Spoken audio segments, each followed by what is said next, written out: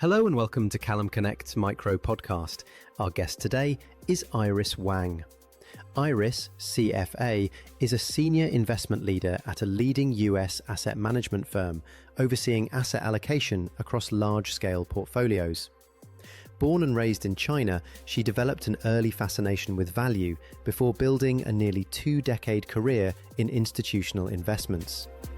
She is the author of the World of Money book series, dedicated to helping children build a healthy and confident relationship with money, starting with her two curious boys.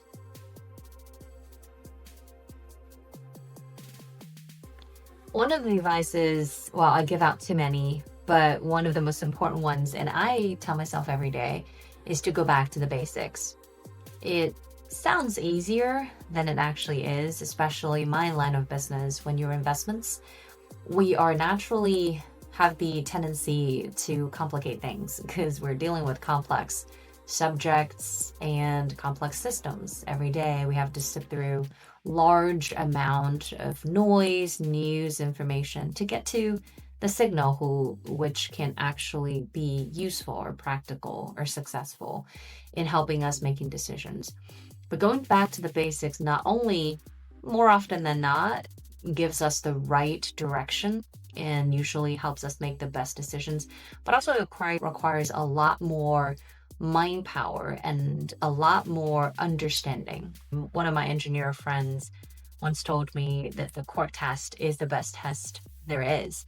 If someone who does not know how to explain what a cork is within, let's say, 10 seconds, he or she may not really understand their job, or let alone being really good at it. So I found out when I'm talking to my analysts or when I'm doing my job, I always go back and say, what is the gist, right? The absolute most core idea or concept of something I'm trying to understand. If I can't get to that in 30 seconds, I need to do more work. And also, this is something that comes to me a lot as a parent. As a mom, I deal with endless questions every single day.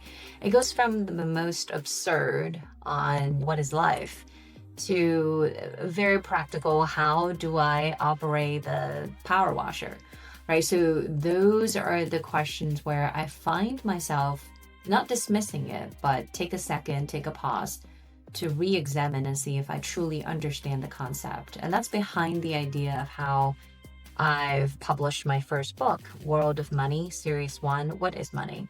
When my kids were asking me that question one night at bedtime, I had to pause for a second because it was such an easy concept. And money is what we use every day. But if you go back to the basics of it, money indeed is just a symbol, right? It doesn't really have value in itself. We assign value, we assign belief, and we assign trust to it.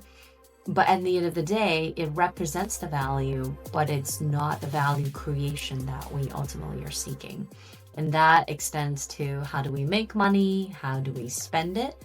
Which is a huge motivation for my older one, Owen. And how do we save it?